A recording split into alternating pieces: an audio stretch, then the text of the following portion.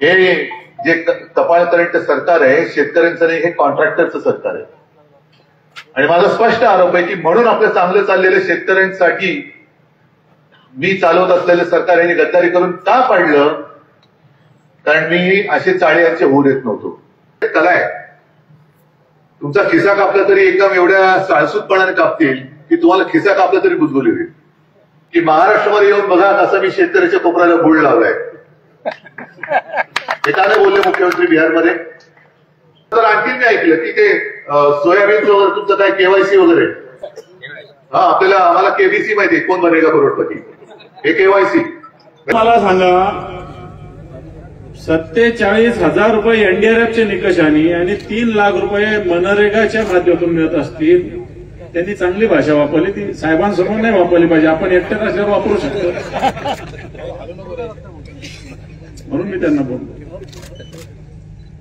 म्हणून या पॅकेजचं झालं काय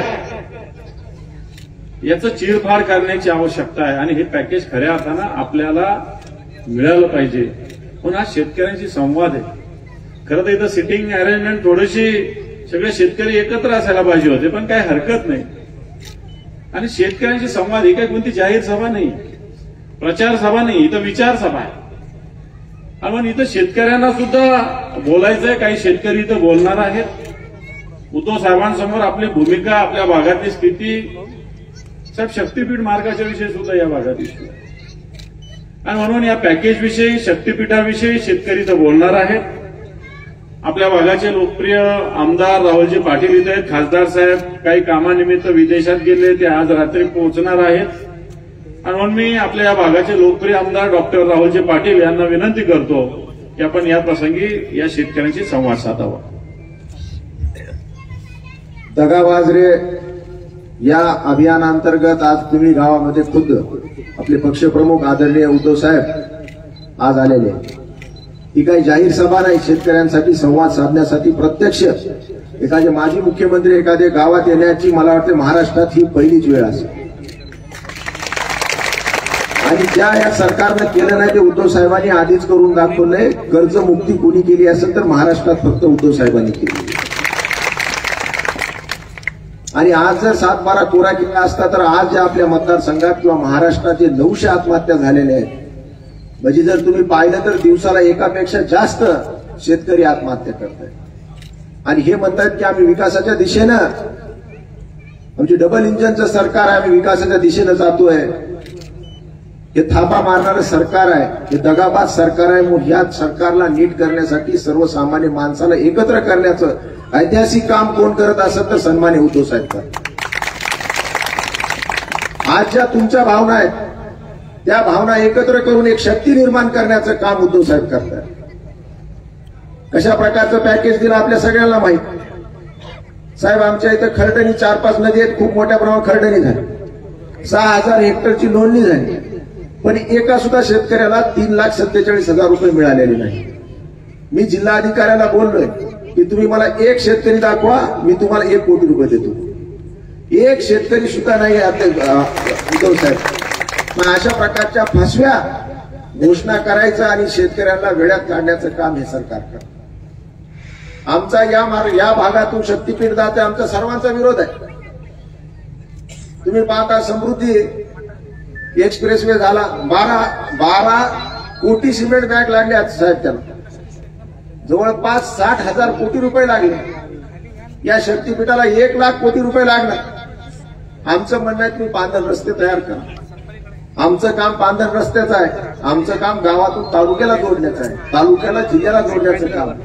आम्हाला कोणाला दररोज मुंबईला जायची गरज पडत नाही उद्धव साहेब. आम्हाला इथून काय तालुक्यातून दवाखाना असेल तर जिल्ह्याला जावं लागते. पण सगळे रस्ते उद्ध्वस्त झाले, कोण लक्ष द्यायला तयार नाही. म्हणून आपल्या माध्यमातून खऱ्या अर्थानं सर्वसामान्य माणसाला न्याय द्यायची आज वेळ आलेली. कशा प्रकारच्या खोट्या आश्वासन देण्यात आलं. 8,500 प्रति एकरी कोणाच्या एनडीआरएफच्या नॉर्म्स प्रमाणे तिथे केंद्राचे आहेत, ते तर सगळ्या द्यावंच लागणार आहे. म्हणून ते काय तुम्ही तुमच्या खिशातले दिलेले नाही. म्हणून या सगळ्या ज्या काय घटना आहेत सगळ्या फसव्या गोष्टी आहेत. या फसव्या गोष्टीवर कोणीही आज विश्वास ठेवणार नाही. आज उद्धव साहेब आमच्या इथे एवढ्या मोठ्या प्रमाणावर कपाशाची लागवड आहे. जवळपास 60,000 हेक्टर कपास सोयाबीनची लागवड झालेली आहे. 30,000 हेक्टरवर कपाशीची लागवड. सोयाबीनचे उद्धव साहेब किती खरेदी केंद्र केले सुरू? फक्त 3 खरेदी केंद्र सुरू केले. ते पण नाही, अजून फक्त नोंदणी करताय, फक्त रजिस्ट्रेशन आहे. आता 60,000 हेक्टरवरचं जर तुम्हाला सोयाबीन खरेदी करायचं असेल तर आमची सारस अशी मागणी आहे की प्रत्येक गावामध्ये एक खरेदी केंद्र तुम्ही सुरू केलं पाहिजे. आज आमच्या धुरपतबाई आहे तिथं, यांनी खरेदी केंद्र काढण्यासाठी यांनी अप्लिकेशन केलं. गेल्या सारखं तर यावेळेस म्हणजे 10 लाख रुपये डिपॉझिट ठेवा. 10 लाख डिपॉझिट ठेवल्याशिवाय तुम्हाला खरेदी केंद्र मिळणार नाही. धुरपतबाईंना आज तुमच्याकडे ती सगळी त्यांची व्यथा घेऊन आलेली आहे. आपल्या शिवसैनिकाच्या हे म्हणजे 10 लाख रुपये जर एखाद्या माणसाला तुम्ही खरेदी केंद्र काढण्यासाठी लावत असाल तर तुमच्यासारखा भ्रष्टाचारी तुम्हीच, आणि तुमच्यासारखा भ्रष्टाचारी जगात कोणच करू शकत नाही. अशा प्रकारचं वातावरण संपूर्ण महाराष्ट्रभर आज सुरू आहे. कपाशीच्या बाबतीत तसं झालं सर. केवायसी केंद्र बंद आहे. फार्मर्स आयडी केंद्र जे फार्मर्स रजिस्ट्रेशन करायचंय ते सुद्धा वेबसाईट बंद आहे. म्हणून त्यांच्या नावावर कसल्या प्रकारचं अनुदान पडत नाही. आज मोठ्या प्रमाणावर कपासाची लागवड झालेली आहे, पण त्यांचं ई पीक पाहणी झाली नाही. उद्धव साहेब, आमची मागणी आहे की तलाट्यानं आता जे पीक उभं आहे त्याची पाहणी करावी आणि त्या पाहणीच्या भरोश्यावर तुम्ही कपासाची खरेदी करावी, अशा प्रकारची आमची मागणी आहे. अशा अनेक आमच्या छोट्या मोठ्या मागण्या आहेत. अतिशय म्हणजे जीवन असं व्यतीत करतायत शेतकरी की त्याला कोणी तुम्ही हे करू शकणार नाहीत, अशा प्रकारचं त्यांची व्यथा आहे. आज कालच एक नांदापूरला सुद्धा आत्महत्या झाली. परवा दिवशी आम्ही जाऊन आलो. त्याला 10 एकर जमीन होती. त्याला किती 7 पिट्टे फक्त सोयाबीनचे झाले. एका मुलीचं लग्न करायचं, एका बहिणीचं, आणि 27 वर्षाचा मुलगा अक्षरशः त्यांना आत्महत्या. पण ही परिस्थिती सुधारायची असेल तर कुठंतरी या सरकारला जाब विचारण्याचं काम फक्त महाराष्ट्रात कोण करतंय, तो तुमच्या माध्यमातून सर्वसामान्य जनतेचा आवाज दिल्लीपर्यंत आणि मुंबईपर्यंत पोहोचल्याशिवाय राहणार नाही. म्हणून आता एक शेवटची आशा म्हणून संपूर्ण जनता आपल्याकडे पाहते आहे. आपण काहीतरी पाऊल उचलावं आणि या सरकारला घरी पाठवावं, अशा प्रकारची सर्वसामान्य माणसाची इच्छा आहे. एवढंच या निमित्तानं सांगतो. आपण आलात आणि आम्हाला धीर देण्याचं काम केलं त्याबद्दल सर्व जनतेतर्फे आपला आभार व्यक्त करते आणि थांबतो. जय हिंद, जय महाराष्ट्र. शेतकऱ्यांचे प्रतिनिधी म्हणून सुभाषराव कदम महाराज यांना विनंती करतो की आपण अवघ्या 2 ते 3 मिनिटात आपलं पॅकेज बद्दल बोला. या पॅकेज अपेक्षित, ह्या पॅकेजचे आपल्याला काय काय पोहोचलं काय नाही, फार थोडं याच्यात पॅकेज जाहीर केले पॅकेजच्या नुसार काय मिळलं अपेक्षित आहे आणि काय मिळालं बाकी नाही, बाकी काय बाकी कर्जमुक्ती आणि ते तर आहेच, पण आता पॅकेज जे जाहीर केले त्याच्यानुसार. माननीय उद्धवजी बाळासाहेब ठाकरे आपल्या पिंगळी गावामध्ये आलेले आहेत. तरी सर्व शेतकरी बांधवाच्या वतीनं साहेबांचं आभार व्यक्त करतो. तसेच माननीय दानवे साहेब, तसेच आमचे कार्यसम्राट आमदार डॉक्टर राहुल पाटील साहेब यांनी, साहेब पहिला पाणी पडला होता मोठा, त्यावेळेस 7 वाजता आमचे आमदार साहेब आमच्या गावामध्ये आलते की कोणाचं काय वाटोळ झालंय, कोणाची किती हे झालंय, कुणीही बघायला आलं नव्हतं. तो आमचे आमदार साहेब आलते. तसेच मी जास्त काही बोलणार नाही, फक्त पॅकेज साहेब 32,000 कोटी रुपये पॅकेज जाहीर केलं असं म्हणतात, पण 32,000 कोटी कुणाला दिले याचा काही आम्हाला मेळ लागला नाही. त्याच्यामुळं मी सर्वांच्या वतीनं तुम्हाला असं आवाहन करतो की तुम्ही या पॅकेजचं काय झालं, आमच्या शेतकऱ्यापर्यंत अजून तर काही पॅकेज पोहोचलेलं नाही. दुसरी गोष्ट साहेब, सोयाबीनला भाव 2,000 रुपये, 2 क्विंटल झाले आम्हाला सोयाबीन, एकरी 2 ते 3 क्विंटल झाले. त्याची एक मुद्दा मला मांडायचा म्हणून मी बोलतो, थोडं 2 मिनिटं घेतो तुमचे, की इथं बसलेले शेतकरी आहेत सर्व, यांना ऑनलाईन करायचं प्रक्रिया कोणाला येते? माझं तर आता मत आहे की ऑनलाईन प्रक्रिया बंद करायला पाहिजे. डायरेक्ट सोयाबीन आमचं 7/12 दाखिली की घ्यायला पाहिजे. त्याच्यामध्ये 100 रुपयांमध्ये विनाकारण ऑनलाईन करायला चालेल. ऑनलाईन कशाबद्दल करायचं? सोयाबीन तर आमचं सिटीमध्ये पिकतंय का? शेतकऱ्याजवळच येतं ना सोयाबीन मग कुठून येणार? त्याच्यामुळं आमचं म्हणणं आहे की ते ऑनलाईन प्रक्रिया बंद करायला पाहिजे. दुसरी गोष्ट, आमचा हे महामार्ग चाललाय, त्या पांगण रस्तेच नाहीत. किती जणांना शेतकऱ्याला आपल्याला जायला शेतात जायला रस्ता आहे असा हातवरी करा, पण 75% शेतकऱ्याला शेतात जायला रस्ता नाही. परंतु हे म्हणतात आम्हाला महामार्ग करायचे, त्याच्यात एकरभर 2 एकर रान आहे, ते शेतकरी गेले सगळे, त्याचं 2 एकरला 2 एकर चाललंय त्याच्यामध्ये, दुसरं द्याले 20 लाख, त्याच्यात आम्हाला घ्यायला लागले 50 लाख एकर. मग त्या शेतकऱ्यांना करायचं कसं? त्याच्यामुळे आम्हाला सर्वांच्या वतीनं मला बोलण्याची संधी दिली, त्यामुळे मी 2 शब्द संपवतो. जय हिंद, जय महाराष्ट्र. यानंतर शक्तीपीठ मार्गाच्या संदर्भात आपल्या परभणी तालुक्यामध्ये फार मोठ्या प्रमाणात नुकसान झालेलं आहे आणि शेतकऱ्याच्या जमीन जबरदस्ती अधिग्रहित करण्याचा प्रकार चालू आहे. तर त्या आंदोलनातीलच आमचे एक शेतकरी बांधव, अल्पभूधारक शेतकरी बांधव विठ्ठलराव गरुड सर यांना विनंती करतो की अवघ्या 2 मिनिटात त्यांनी भूमिका विशद करावी. राम राम.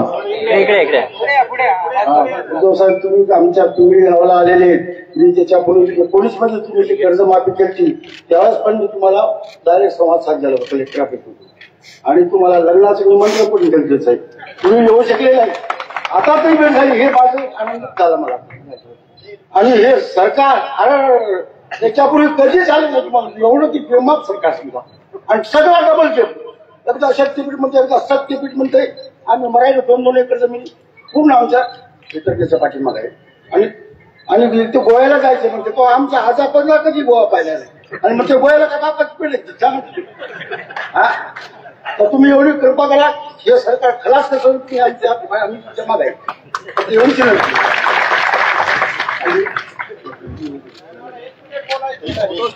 या पॅकेज विषयी बोलायचं. या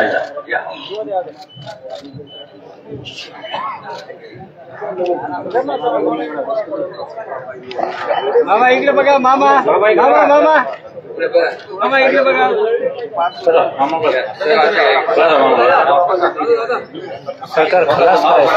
माझं नाव मुंजाजी वामनराव गरुड आहे. माझी जमीन पिंगळगडा नाद्याला 10 एकर आहे. मला आमदार साहेबांना नदी काढली तेव्हापासून साहेब मी माणसात आलो. माझे 2 मुलं अहोरात्र शेती करतात. नदी काढली पाणी उचलत आहे माझ्या शेतात. यंदा माझी 10 एकर जमीन साहेब अशी जग खरडून गेली. आता बघा, मला 40 कट्टे सोयाबीन झाले. माझा ऊस आहे तिथं साहेब 3 एकर. मला चक असा वाहून गेला साहेब माझा ऊस. कोणीही बघायला आलं नाही. मला 1 रुपया भेटला नाही. साहेबांना माहिती आहे माझं शेत असं खरडून गेले. एवढी जमीन माझी चांगली आहे, मला काही रुपया भेटला नाही. 10 एकर जमीन आता जरा 1 किलोमीटर आहे, 1च किलोमीटर आहे. आणि साहेबांना जमीन एवढी नंबरे करून द्यायची आमच्या आमदार साहेबांना.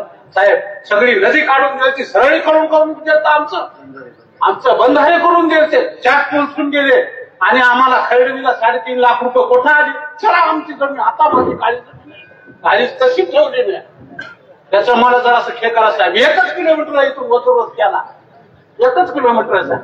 मी कसं पोट भरायचं? मी माझे पोरं 2 अहोरात्र काम करतात शेतात. आमचे शेजारी आहे तिथं, ते आमचे शिवसेनेचे प्रमुख विचारा दासवाळ आबाद आहे, आमचे शेजारी सुद्धा आहेत. त्याची सुद्धा जमीन गेलेली आहे साहेब. ही अशी कळकळ विनंती आहे. माझ्याकडे 5 लाख रुपये खर्च मी भरणार नाही आता. कुठून भरून मला 60% मला 60% कुठून भरू मी आता? ते कसं विकून 3000 रुपये क्विंटल विकायले. ही कळकळीची विनंती साहेब, आम्हाला ह्या साहेबाचे लय उपकार आहेत आम्हाला साहेब. मला वाटतं आपण प्रातिनिधिक स्वरूपात सगळ्यांनी संवाद साधलेला आहे. आपण आता माननीय उद्धवजी ठाकरे साहेबांना विनंती करू की आपण शेतकऱ्यांशी संवाद साधावा. माझ्या शेतकरी भावना आणि बहिणी, जरा थोडी बसण्याची पंचायत आहे, कारण मी ज्या बैठका घेतो ही जी आपली जाहीर सभा नाहीये. मी तुमच्याशी संवाद करायला आलोय की पॅकेजचं झालं काय. तुम्हाला कल्पना असेल की आपण छत्रपती संभाजीनगरात दिवाळीच्या आधी मोर्चा काढला होता आणि त्याच तुम्हाला या सरकारने पॅकेज जाहीर केलं. खरं हे पॅकेज सुद्धा आपल्याला तसं मान्य नाहीये. आहे का मान्य तुम्हाला? आपली मागणी जी आहे ती कर्जमुक्तीची आहे.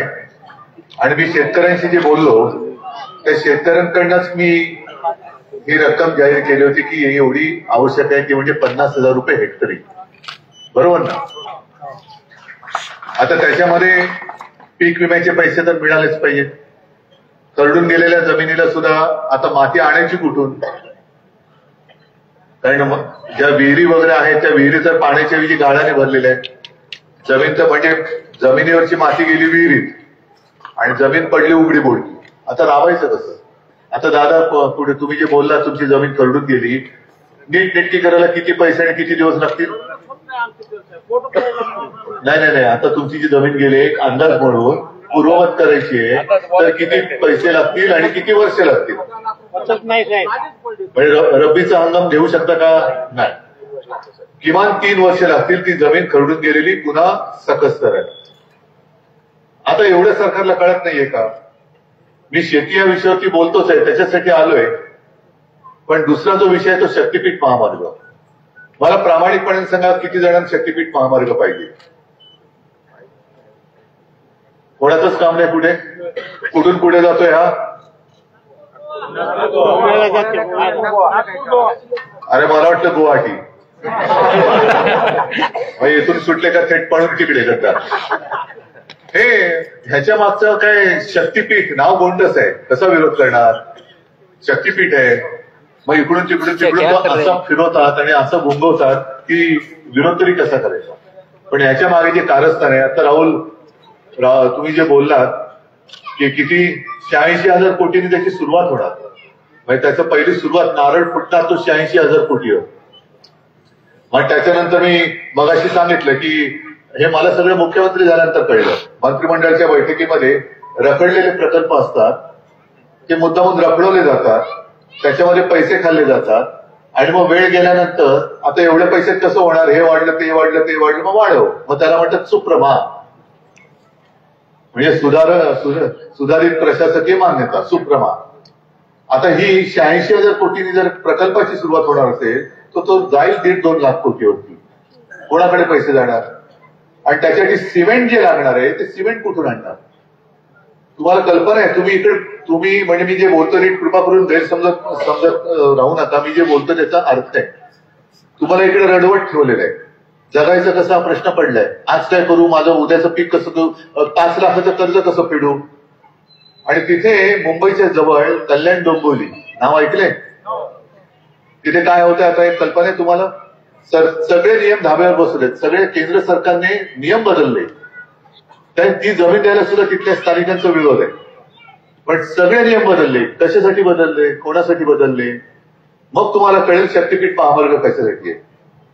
तर ती जमीन जी आहे ती जमीन दिली गेलेली आहे अदानी. अदानी नाव ऐकले? आता अदानी तिकडे काय करणार आहे? त्या सिंदूरची रोपं लावणार आहेत. अदानी तिकडे उघडणार आहेत सिमेंट फॅक्टरी. आलं लक्षात आता तुमच्या? म्हणजे सिमेंट फॅक्टरी कोणाची? याच्या दोस्ताची. ती तिथल्या स्थानिकांचा विरोध डावलून तिकडे त्यांना नियम सगळे डावलून त्यांना ती फॅक्टरी देणार. म्हणजे आज सगळ्या राज्यभर जी बोंबाबोंब चालले, अजित पवारांच्या पोरासाठी सगळे नियम बदलले, नियम डावलले. तिकडे तर सरकार नियम बदलूनच टाकतंय. कोणाचं सरकार? तिथे परत सांगतो, तिकडे जमीन द्यायची नाही म्हणून स्थानिकांचा विरोध आहे. इथे मार्ग होऊ नये, जमीन द्यायची नाही म्हणून स्थानिकांचा विरोध आहे. पण अदानी सगळे सब भूमी गोपाल की, तसं सब भूमी अदानी की. हे जे कपाळ करंट सरकार आहे शेतकऱ्यांचं नाही, हे कॉन्ट्रॅक्टरचं सरकार आहे. आणि माझा स्पष्ट आरोप आहे की म्हणून आपलं चांगलं चाललेलं शेतकऱ्यांसाठी मी चालवत असलेलं सरकार यांनी गद्दारी करून का पाडलं? कारण मी असे चाळे यांचे होऊ देत नव्हतो. जी काही कर्जमुक्ती मी तुमची करू शकलो होतो ते थेट तुमच्या हातामध्ये, तुमच्या खात्यात पैसे आले होते की नव्हते एवढं मला सांगा. आणि ते थेट येत होते. आत्ताचे पॅकेज जाहीर केले का थेट पैसे येत होतो? मुख्यमंत्र्यांनी निवडणुकीच्या आधी सांगितलं होतं की भाजपचं सरकार आल्यानंतर आम्ही शेतकऱ्याचा 7-12 करू, कोरा कोरा कोरा. त्याच्या मागे सुद्धा एक गणित आहे. कारण 7-12 कोरा केल्यानंतर तुमचं नावच जाईल. मग चालेल 7-12 कोरा. बरं 7-12 कोरा करणार तर कर्जमुक्ती कधी करणार? आता म्हणतात योग्य वेळ आल्यावरती करू. बरं, आता मला काही शेतीतलं कळत नाही बाबा. तुम्ही मला सगळे शेतकरी झाला, त्या किती शेतकरी आहे तिकडे? सगळे किती जणांच्या डोक्यावर कर्ज आहे? सगळ्यांच्या डोक्यावर कर्ज आहे. मग मी जी कर्जमुक्ती केली होती मला काय कळत नाही. मी तर थेट तुमच्या खात्यामध्ये पैसे जमा केले होते. तुमचं कर्जमुक्त तुम्ही झाला होतात की नव्हता? आता जे मुख्यमंत्री म्हणतात की आता ते का कर्जमुक्त करत नाहीत, कर्ज माफी हा त्यांचा शब्द आहे, कारण बँकेचा फायदा होईल. आता बँकेचा फायदा म्हणजे बँकेत पैसे न भरता कर्जाचे कर्जमुक्त कसं करणार? आणि आता नाही तर 30 जूनचा त्यांनी मुहूर्त काढलाय.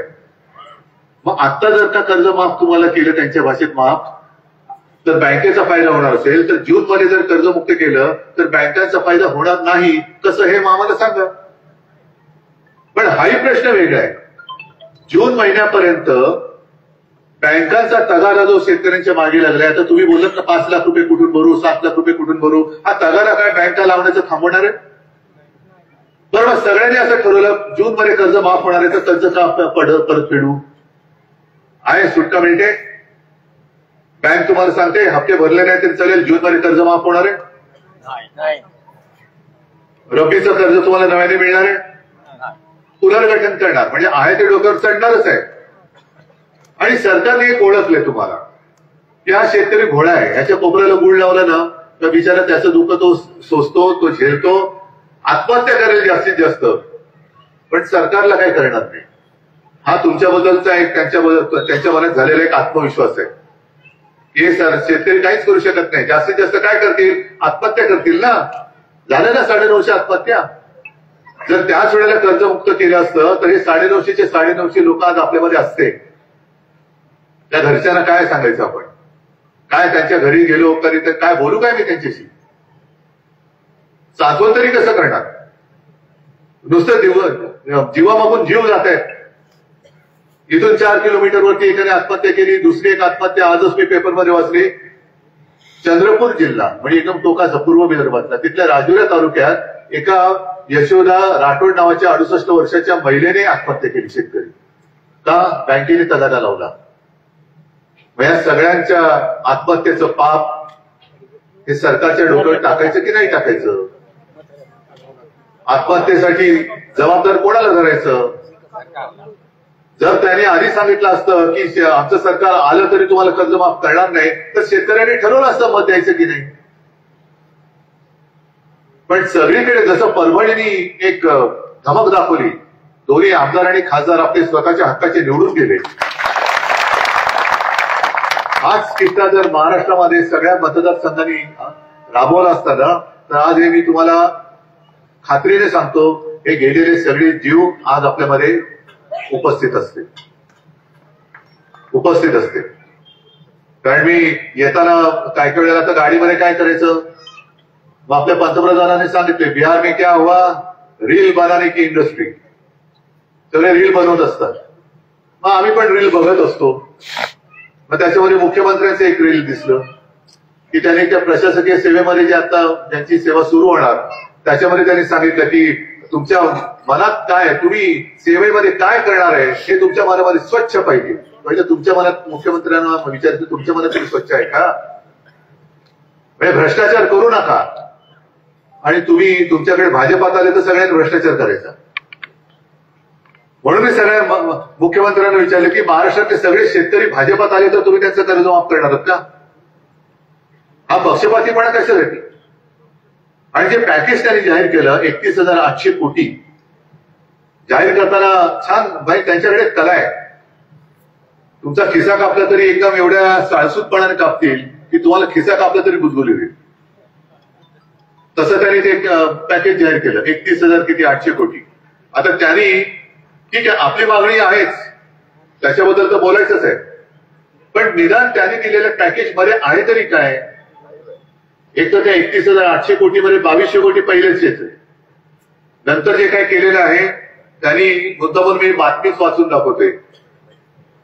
नव्या निकषांनुसार प्रति हेक्टरी कोरडवाहू शेती आहे का कोणाची? किती जणांची आहे? एवढ्या जणांची आहे ना. कोरडवाहू शेतीला प्रति हेक्टरी 18,500. किती जणांना मिळाले 18,500? हा, बागायती शेती आहे कोणाची? बागायती शेतीला प्रति हेक्टरी 27,000 मिळाले. 2700 तरी मिळाले का? 27 रुपये पण नाही. बहुवार्षिक शेती, बहुवार्षिक शेतीला 32,500 मिळालेत कोणाला? बरं ठीक आहे, तरी सुद्धा याची फोड जर का आपण केली, आता परत मी सांगतो, मला शेतीतलं काय कळत नाही. किती एकर म्हणजे किती हेक्टर म्हणजे किती एकर, किती गुंठे म्हणजे किती एकर, मला काही कळत नाही. कारण मला कळून घ्यायची गरज पण नाही. मला शेतकऱ्याचं मन कळते, त्याला आनंदात तो हसला की मला कळलं सगळं. बाकी काय करायचंय मला? मुखात किती टाकायचं, बियाणे कसं पेरायचं नाही कळत मला. पण ह्याची जर का फोड केली तर, यानुसार जर का केली तर कोरडवाहू शेतीला प्रति गुंठा 185 रुपये मिळाले का? खूप मिळाले का हो? हा, कोरडवाहू शेतीला प्रति गुंठा 185 रुपये, बागायती शेतीला 270 रुपये, बहुवार्षिक शेतीला 325 रुपये.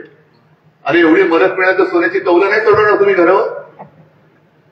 काय तुम्ही लोक खोटं बोलता? हा, हे सरकार दगाबाज म्हणतो ते एवढ्यासाठी. एक तर मदत द्यायची ती सुद्धा अशी, आणि ती सुद्धा द्यायचीच नाहीये. म्हणजे मी सहज विचारतो, तुम्हाला विचारतो, प्रत्येक दिवशी दर एका दिवसाची शेतमजूर किती असते? 500 रुपये. 500 रुपये रोज दर माणशी, तेच ह्याच्यामध्ये लिहिलेलं आहे. तरी सुद्धा मी याच्यावरती विश्वास न ठेवता लिहिलेल्यावरती तुम्हाला विचारलं. 500 रुपये जर एका दिवसाला शेतमजूर एका माणसाची असेल तर हे तुम्हाला 185 रुपये प्रति गुंठा, 270 रुपये प्रति गुंठा, 325 रुपये प्रति गुंठा. हा, हे काय दररोज नाही मिळणार आहे तुम्हाला. एकदा दिलं का राम राम पाहुणं. जा तुम्ही तुमच्या घरी, आम्ही आमच्या घरी. बरं, पीक विम्याचे पैसे किती लोकांना मिळाले? बरं, तुमच्या नुकसान भरपाईसाठी जे काय ट्रिगर होते ते ट्रिगर आत्ता आहे, त्या ट्रिगरनुसार तुम्हाला नुकसान भरपाई मिळणार का? एकच ट्रिगर ठेवलंय, योग्य वेळी मिळणार. पीक कापणी. आता हे सरकारचं कापणी करायला पाहिजे. सरकार कापणी, कारण हे दगाबाज सरकार आहे, म्हणून आम्ही त्याला दगाबाज म्हणतोय.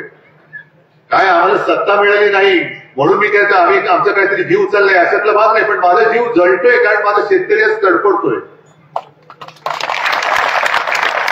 म्हणून माझा जीव जळतोय. नाही तर मला काय हौस आहे? काय निवडणूक आहे? तुम्ही दिला ना, माझं राहुल निवडून दिलं, तिकडे बंडू निवडून दिलेले, झालं माझं काम. पुढची निवडणूक येईल तेव्हा मी येईल. पण मी म्हणजे काही राजकारणी नाहीये. आज सत्ता असती तर तुमच्यावरती अश्रू ढाळण्याची वेळ मी येऊच दिली नसती. पण आज हातामध्ये काही नाही, तरी सरकारला त्यांनी जे काही केलेलं आहे, दिलेलं आहे ते तर द्यायला लावलंच पाहिजे. पण तुमची कर्जमुक्ती करायला सरकारला आपल्याला भाग पाडावंच लागेल. म्हणजे आज शक्तीपीठाचा जो विषय आहे, मागाशी कुठे होतो आपण अंबादास सकाळी, तिथल्या शेतकऱ्यांनी सांगितलं तो स्वातंत्र्य सैनिकाचा मुलगा आहे, वयोवृद्ध आहेत ते पण, कळमनुरीमध्ये. आणि त्यांनी सांगितलं मला, ते त्यांनी क्लिप दाखवली फोनमधली की पोलीस कसे अत्याचार करतायत. आता पोलीस अत्याचार करतात म्हणजे त्यांना वर्ण आदेश येतात की ठोका येणार. त्या शेतकऱ्यांनी सांगितलं, तो जो आंदोलक होता त्यांनी सांगितलं की साहेब रजाकारांपेक्षा जास्त अत्याचार हे सरकार करते. मग कोणाचं सरकार आहे? आणि रजाकार म्हटल्यानंतर त्यांच्याशी लढायचं कसं हे मी मराठवाड्याला शिकवायचं. ज्या मराठवाड्याने एक लढायचा म्हणजे कसं लढायचं असतं हे दाखवून दिलं, तो मराठवाडा जर का हतबल होऊन बसणार असेल तर मग मात्र त्याला नाही म्हटलं तरी त्याच्यामध्ये चैतन्य निर्माण करण्यासाठी म्हणून मी आलेलो आहे. मी मत मागायला आलोच नाहीये, मी तुम्हाला हिंमत द्यायला आलेलो आहे. ठीक आहे, तुम्ही माझ्याकडे आशेने बघतायत, काय करू मी? जेव्हा होतं तेव्हा मी करून दाखवलं होतं. ठीक आहे, आता ह्यांनी माझ्यावर किती टीका करू दे की घर बसल्या, अरे हो रे ठीक आहे रे, खूप झालं, आता नवीन काहीतरी बोल. पण मी जे घरी बसून करून दाखवलं ते तू दारोदारी फिरून का नाही करू शकत आहेस? आज मी माझ्या शेतकऱ्यांशी बोलतोय, का मुख्यमंत्री येऊन इकडे असे बसून तुमच्याशी बोलत? कारण मुख्यमंत्र्यांना बिहारमध्ये जायचंय, बिहारमध्ये जाऊन ते प्रचार करतायत. आणि तिकडे मला असं वाटतं की त्यांनी खरं प्रचार करताना बोलायला पाहिजे होतं की महाराष्ट्रामध्ये येऊन बघा कसं मी शेतकऱ्याच्या कोपऱ्याला गुळ लावलाय. हे का नाही बोलले मुख्यमंत्री बिहारमध्ये? पण तिकडे जाऊन बोलले की आम्ही किती किती काही लाखो लोकांच्या मध्ये आम्ही छटपूजा केली. आनंद आहे, मी काय त्याच्या विरुद्ध नाही. पण ती जशी छटपूजा तुम्ही त्यांच्या मध्ये जाऊन केली तशी माझ्या यांची पोटपूजा तुम्ही कधी करणार? जो आपण यांच्यामुळे आपण पोटपूजा करू शकतो, तो शेतकरी आज संकटामध्ये आहे, त्याच्यामध्ये जाऊन तुम्ही काय नाही बोलत? जे आज आम्ही करतोय, आपण करतो आहोत, हे काम खरं मंत्र्यांनी केलं पाहिजे, पालकमंत्र्यांनी केलं पाहिजे, आमदार खासदारांनी तर केलंच पाहिजे. आमदार खासदार माझे करतातच आहेत. आणि म्हणून मी आज एक कार्यक्रम जाहीर केलेला आहे. पण ह्या कार्यक्रमात तुम्ही सहभागी झालात तर, नाहीतर काही उपयोग नाहीये. होणारच सहभागी. एक तर मी काल परवापासून बोलतोय तो तर तुम्हाला करावंच लागेल. आणि तो म्हणजे जसं पंतप्रधान मोदींनी कोणालाही विश्वासात न घेता, म्हणजे असं सांगितलं जातं की मंत्रिमंडळाला सुद्धा एका खोलीत ठेवलं होतं आणि एकटे टीव्ही समोर जाऊन त्यांनी अचानक 8 वाजता नोटबंदी जाहीर केली होती. नोटबंदीमुळे तुम्हाला किती उपयोग झाला? का त्रास झाला? झाला ना? मग जर नोटबंदी त्यांनी करून तुम्हाला त्रास दिला असेल, आता सुद्धा तुम्हाला जे फसवून त्यांनी मत घेतलंय तुमचं आणि नंतर परत मतचोरी केलेली आहे, तर तुम्ही सगळेजण मिळून वोट बंदी म्हणजे मतबंदी करू शकता की नाही? निवडणूक कोणती असू दे, असेल नगर परिषद, पालिका,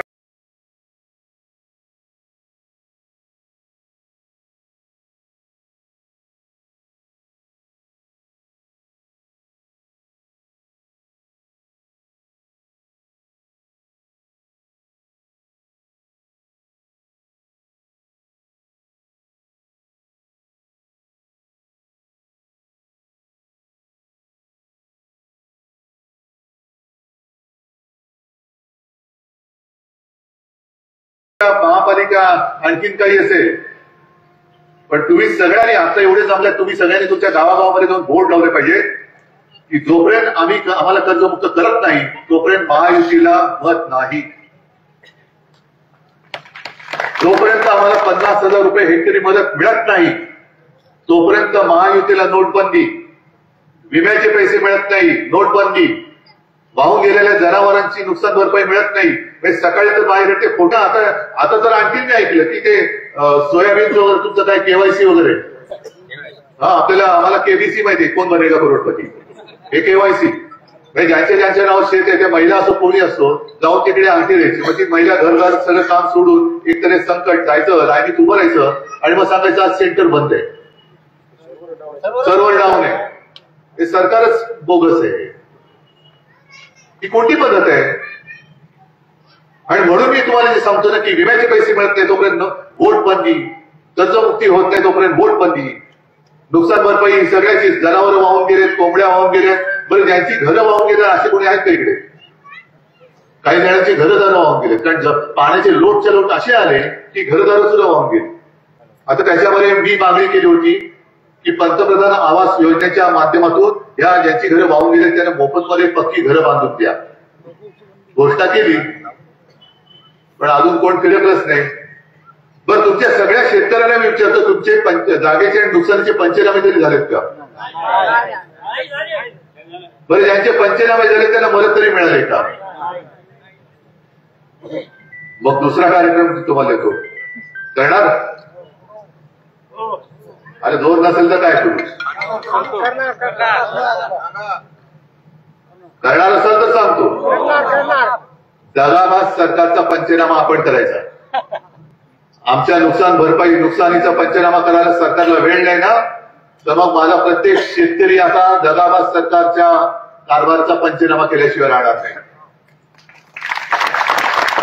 जाऊन बसा, ज्यांच्याकडे हे अधिकार आहेत पंचनामे करण्याचे, ज्यांच्याकडे अधिकार आहेत त्यांच्या कार्यालयात जाऊन ठिया देऊन बसा आणि रोज मला त्यांच्याकडनं यादी पाहिजे की त्यांच्या अखत्यारीमध्ये, त्यांच्या सर्कलमध्ये किती शेतकरी आहेत, किती शेतकऱ्यांच्या जागेवरती जाऊन तुम्ही पंचनामे केलेत, किती पंचनामे केलेल्या शेतकऱ्यांना नुकसान भरपाई मिळाले, याची रोज यादी तो तहसीलदार असेल, तलाठी असेल, बीडीओ असेल, जिल्हाधिकारी असेल, कोणी असेल त्यांनी त्याच्या ऑफिसच्या बाहेर लावलीच पाहिजे. ह्याला म्हणतात दगाबाज सरकारचा पंचनामा. आणि म्हणून मी तुम्हाला जे सांगतो ना की विम्याचे पैसे मिळत नाही तोपर्यंत वोट बंदी, कर्जमुक्ती होत नाही तोपर्यंत वोट बंदी, नुकसान भरपाई सगळ्याची, जनावरं वाहून गेलेत, कोंबड्या वाहून गेलेत. बरं, ज्यांची घरं वाहून गेलेत त्यांना मदत तरी मिळाली का? मग दुसरा कार्यक्रम तुम्हाला येतो, करणार? आणि तिथे आपले आमदार आहेत, खासदार आहेत, ते तुमच्यासोबत येतीलच. पण प्रत्येक शिवसैनिकाने गेलं पाहिजे आणि शेतकऱ्यांनी जाऊन तिकडे बसलं पाहिजे, तर हे सरकार वाटण्यावर येईल. विमा कंपन्यांवरती मोर्चे मागे पण आपण काढले होते, याही वेळेला काढू. पण हे जे सगळे आहेत ज्यांना फिरकायला सुद्धा वेळ नाहीये, त्यांच्या तिकडे जाऊन किल्ला येऊन बसलं पाहिजे. आणि जाताना एक काम करायचं. आता मगाशी त्याने जो शब्द वापरला तो शब्द काय मी वापरत नाही, तसा शब्द वापरायचा नाही, कळलं ना. जाऊन त्याला हात जोडून विनंती करायची की दादा हो, आम्ही आलेलो आहोत, आमच्या जागेचा पंचनामा, जे काही नुकसान झालेले त्याचा पंचनामा आपण केला पाहिजे. आणि जर केला असेल तर त्याची नुकसान भरपाई सरकारने जाहीर केली ती आम्हाला मिळाली पाहिजे. आणि ती मिळत नाही तोपर्यंत आम्ही तुम्हाला काय मारहाण नाही करणार, शिवीगाळी नाही करणार, पण तोपर्यंत आम्ही तुम्हाला घरी जाऊन येणार नाही. तुमच्या जेवणाची सोय आम्ही करतो, डबा घेऊन जायचा. आणि डबा कसा न्यायचा, तर काल मला एका आजीने दाखवले तांदूळ, सडलेले तांदूळ, किडलेले गहू, हायब्रिड, त्याच्यानंतर सगळे काय काय काय काय सगळं त्याच्यात अन्न शिजवून त्याला जेवण छान डबा घेऊन जायचा. जेव बाबा इकडे 2 नाही 4 घास खा, पण आमचा पंचनामा कर, चल आमच्या बरोबर चल, पंचनामा कर. आता तुम्ही सांगता ना इथून 1 किलोमीटरवर आहे, घ्या घेऊन जा त्याला. हे जोपर्यंत आपण करत नाही ना तोपर्यंत तुम्हाला कोण दाद नाही देणार. सरकार कोणत्या पद्धतीने चालवलं जात आहे. अंबादास दानवे आपले विरोधी पक्ष नेते होते, झाली मुदत संपली, मुदत संपून आता झाले महिने, तरी अजून ना आपल्याला विधानसभेचं विरोधी पक्ष नेते पद देत आहेत, ना विधान परिषदेचं अजून जाहीर करतायत. का विधानसभेचं का नाही देत, तर तुमचं संख्याबळ नाही म्हणून तुमचं संविधानात तशी काही सोय नाही असं ते म्हणतायत. ते खरं का खोटं हेही त्यांना माहितीये. मग संविधानात तशी तरतूद विरोधी पक्ष नेते पदासाठी असेल तर संविधानामध्ये उपमुख्यमंत्री पद कुठे लिहिले हे तरी मला दाखवा. पण एक सुद्धा उपमुख्यमंत्री पद हे संविधानिक पदच नाहीये. हे काय ते अनर्थ मंत्री, जे परवापासून मी बोलत होतो अनर्थ मंत्री झाला ना, अनर्थ बाहेर आला की नाही त्यांचा.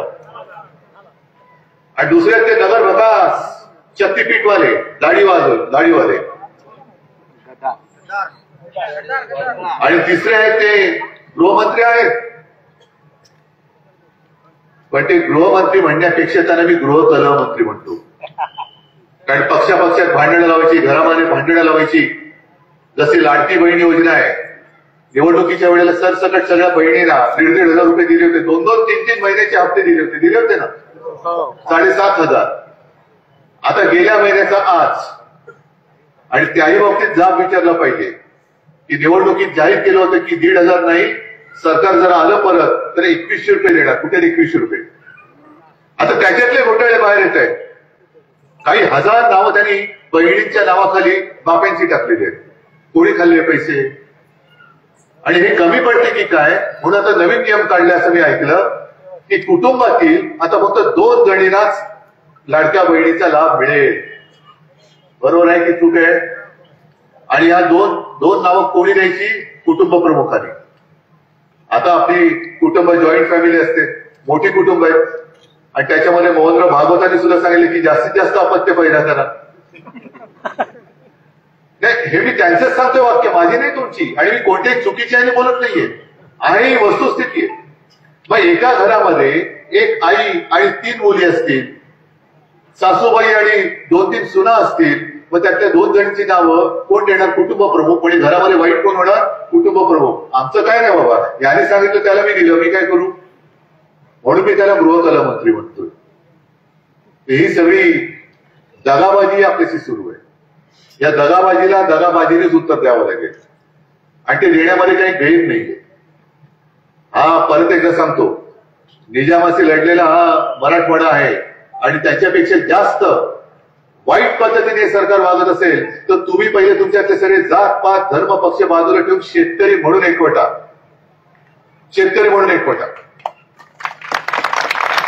नाहीतर चालू ठेवा. मी आता येताना बघतोय शेतकरी तुम्ही सगळेजण तुमच्या कामाला लागलेच आहात. पेरणी सुरू झालेली आहे, नांगरणी सुरू झालेली आहे. काल सुद्धा मी गेलो होतो सगळीकडे, ते टीव्ही चॅनलवरनं आलं, एका शेतकऱ्याशी बोललो तर बैल सुद्धा असा मुसंडी मारत होता, आंबरसनी पकडून ठेवला होता त्याला. पण तो शेतकरी रडत होता, पण तरी सुद्धा तो काय करणार? सगळं तुम्ही दादा आता बोलत ना, तेच तो तसंच बोलला. पण नांगरणी करण्याशिवाय पर्याय काय? कारण डोक्यावरती कर्ज आहे, करू काय? आणि त्याच्यासाठी मी मुख्यमंत्र्यांना जे 2-3 प्रश्न विचारले की तुम्ही जून पर्यंत जर कर्जमुक्त करणार असाल तर तोपर्यंतचे हप्ते शेतकऱ्यांनी भरायचे की नाही ते सांगा, नवीन कर्ज मिळणार आहे की नाही ते सांगा, खरडून गेलेली जमीन बँका गहाण म्हणून स्वीकारणार आहेत की नाही ते पहिले सांगा आणि मग पुढचं बोला. जे मी बोलतोय तुम्हाला पटते की नाही पटत हे तुमच्या मनातलं आहे ना, मग तुम्हाला बोलतं करण्यासाठीच मी आलेलो आहे. आजपर्यंत आपण गेली 10 वर्ष मन की बात ऐकली, आता मी सरकारला जन की बात ऐकवायला आलेलो आहे, ही तुमची बात. आणि म्हणून मी सगळे कॅमेरे चॅनलवाल्यांना सांगतोय, तुम्हाला धन्यवाद देतोय की लोक काय बोलतायत, जनता काय बोलतायत ते राज्यकर्त्यांना ऐकवा. जे मी सांगितले ते करणार. मग जगाबाद सरकारचा पंचनामा आणि जोपर्यंत कर्जमुक्ती नाही तोपर्यंत वोटबंदी, जोरात बोला, वोटबंदी, मतबंदी. आणि मी तुम्हाला सांगितलेलं आहे, मोर्चाच्या आधी पण मी आलो होतो, मोर्चाला आलो, मोर्चाच्याच वेळेला बोललो होतो की मी हे सगळं तपासायला, पॅकेज तपासायला परत येणार आहे. अजून 1 महिन्याभरानंतर मी परत मराठवाड्यात येणार. पण आलो तर नुसता असा नाही फिरणार, तुमच्याकडनं रिपोर्ट घेणार. तुम्ही सरकारचा किती पंचनामा केला, तुम्ही माझे अधिकारी आहात, तुम्ही तलाठी आहात, तुम्ही जिल्हाधिकारी आहात, तुम्ही सगळे आहात, बीडीओ आहात, सगळे आहात. तुम्ही मला तुम्ही केलेल्या सरकारचा पंचनाम्याचा रिपोर्ट मला तुम्ही तुमच्या हाताने माझ्याकडे द्यायचा काय, हो की नाही? अरे जोरात नाही बोलत तुम्ही. चला उद्यापासून पंचनाम्याला सुरुवात करा, पुढच्या महिन्यात मी परत येणार. तोपर्यंत सरकारने तयार राहावं, तुमचा पंचनामा आता माझी जनता करणार. धन्यवाद सगळ्यांना. जय हिंद, जय महाराष्ट्र.